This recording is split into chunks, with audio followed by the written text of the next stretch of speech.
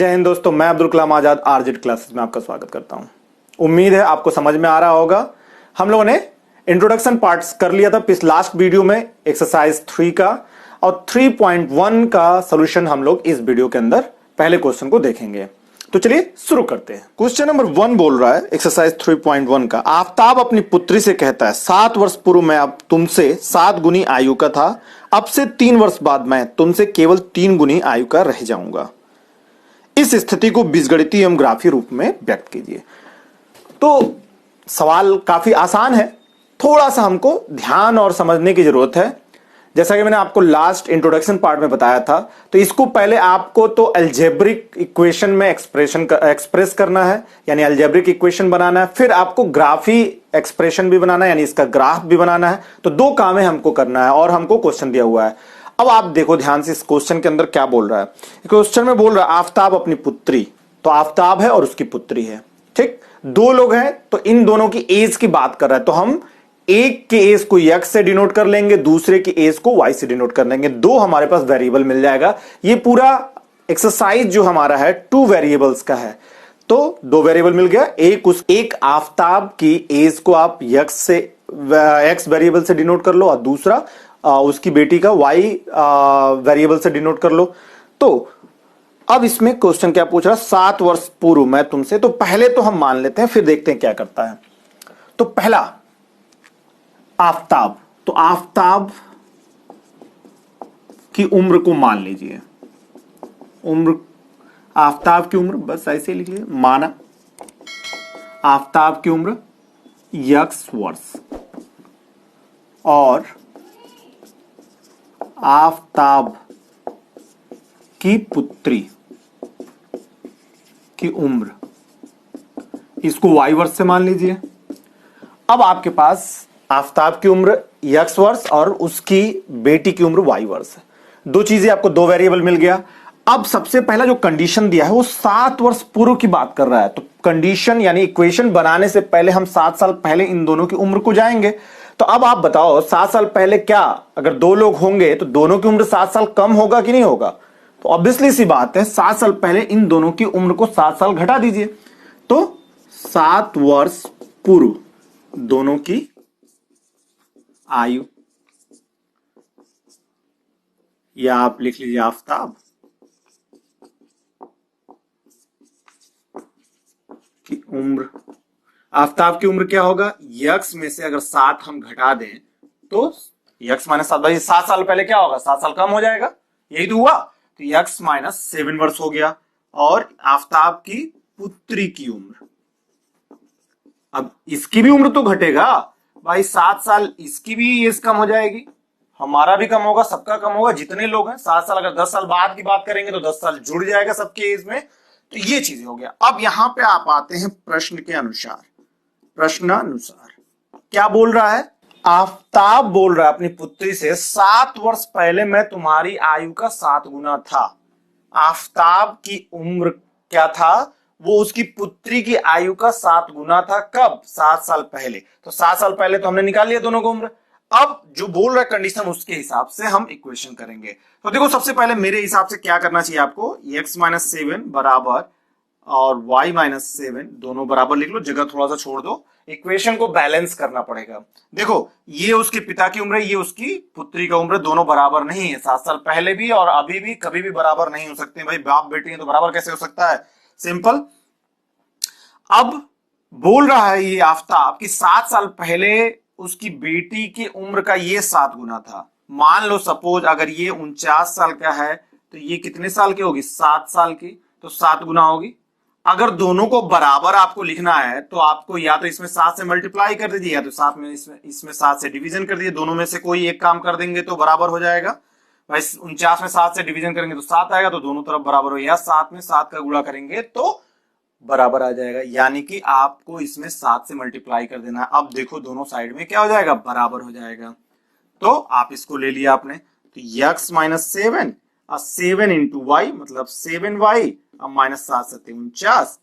अब आपको क्या करना है, इन दोनों को एक साइड में कर लीजिए। तो x माइनस 7y को इधर लेते आइए, 7 को उधर लेके जाएंगे तो माइनस, ये प्लस हो जाएगा, तो 49 में से 7 जाएगा तो क्या बचेगा, माइनस 42 बच जाएगा। ये आपका इक्वेशन एक इक्वेशन आपने बना लिया इस एक कंडीशन के। अब दूसरा कंडीशन भी तो दिया है 3 साल बाद, तो सबसे पहले आप 3 साल बाद की उम्र दोनों की निकालिए। 3 वर्ष बाद दोनों की आफताब की उम्र क्या होगा 3 साल बाद? x प्लस 3 वर्ष।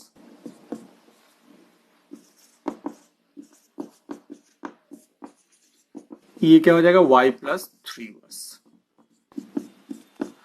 अब देखो आफताब की उम्र 3 साल बाद, भाई 3 साल उसमें जुड़ जाएगा तो x प्लस 3, उसकी बेटी का भी उम्र तो 3 साल बढ़ेगा तो y प्लस 3, दोनों की एज निकल गया 3 साल बाद। अब कंडीशन बोल रहा है, उसका बाप जो आफताब है वो बोल रहा है 3 वर्ष बाद मैं तुम्हारी उम्र का 3 गुना रह जाऊंगा, यानी अपनी बेटी की उम्र का 3 गुना। तो अब देखो अभी जो लास्ट बात मैंने बताया, सबसे पहले आप क्या करिए, दोनों को बराबर लिख लीजिए y प्लस 3।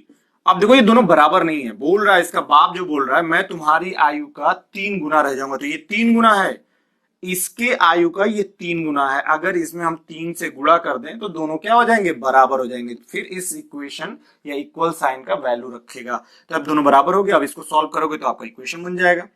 तो देखो x प्लस 3 और 3y प्लस 3 3 के 9, ये इधर आ गया तो x माइनस 3y, और ये उधर जाएगा तो घट जाएगा, 9 में से 3 जाएगा 6, तो ये बन गया आपका equation number 2।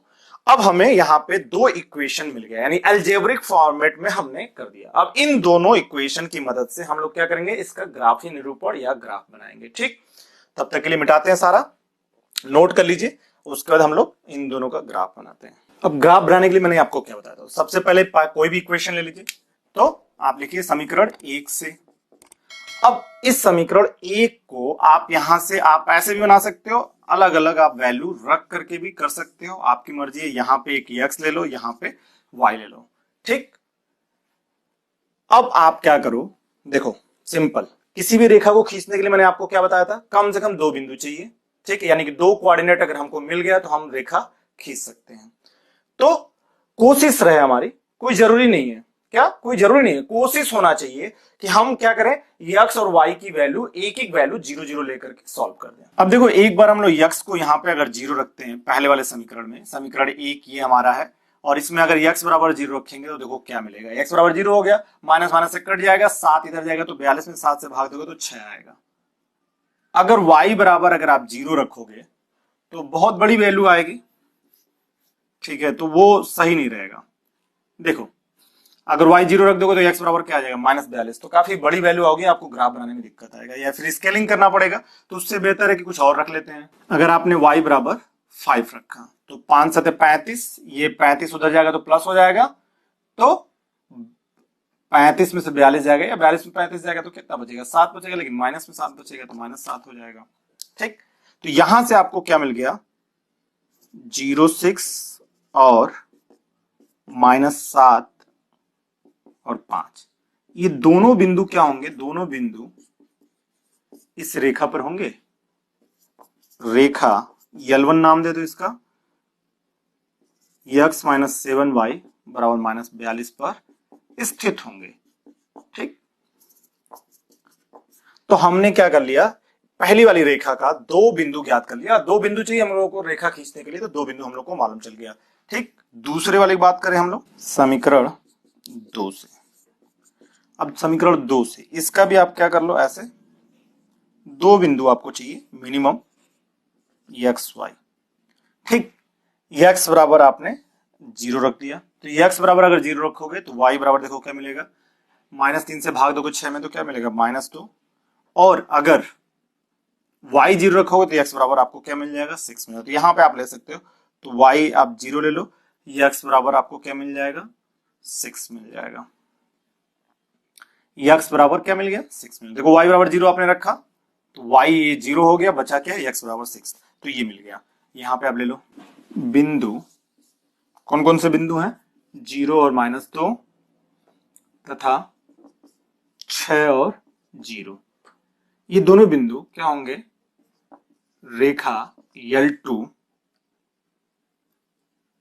x minus 3y बराबर 6 पर स्थित होंगे। ठीक, तो अब हम लोग के पास देखो पहली वाली रेखा के लिए ये बिंदु है और दूसरी वाली रेखा के लिए ये दोनों बिंदु है। दो दो बिंदुओं से हम लोग क्या कर सकते हैं, ग्राफ बना सकते हैं।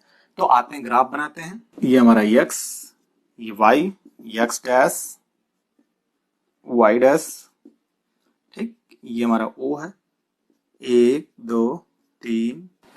चलो अब पहली वाली रेखा के लिए 0 और 6, यानी x आपका 0 होना चाहिए, y 6 होना चाहिए। तो x 0 यहां पे होगा, y 6, तो 0 और 6 ये हो गया। और -7 और 5, -7 और 5, तो -7 यहां पे है, x -7 और y 5, यानी कि ये -7 और 5। अब इन दोनों रेखाओं को आप मिलाते हुए खींच दीजिए। ये आपका यहां पे लिख लो L1 रेखा है। L1 मतलब x -7y बराबर -42। तो ये रेखा आपका L1 रेखा आपका ये प्रदर्शित कर रहा है। तो ये हमारा x -7y बराबर -42 वाली रेखा ये हमारा है, इसको हमने L1 नाम दे दिया, ठीक।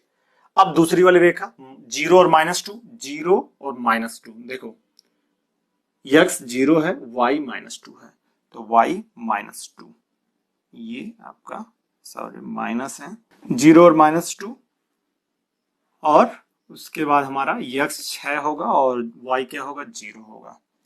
तो ये हमारा x हमारा 6 हो गया और 0 हो गया, ठीक।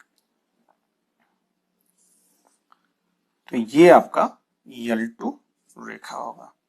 क्या होगा, L2 रेखा होगा। कौन सा, x -3y बराबर 6। तो ये हमारा L2 रेखा होगा। ये हमारा ग्राफीय निरूपण बन गया। हमने ग्राफ के द्वारा इन दो रेखाओं को रिप्रेजेंट कर दिया।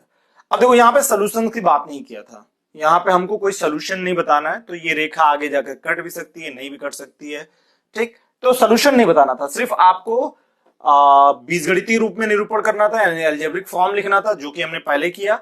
और उसके बाद हम लोग को इसका ग्राफ बनाना था। तो अलजेब्रिक से हमने कैसे ग्राफ बनाया वो हमने सीख लिया। तो ये चीजें हो गई, ठीक है। उम्मीद है आपको ये समझ में आया होगा।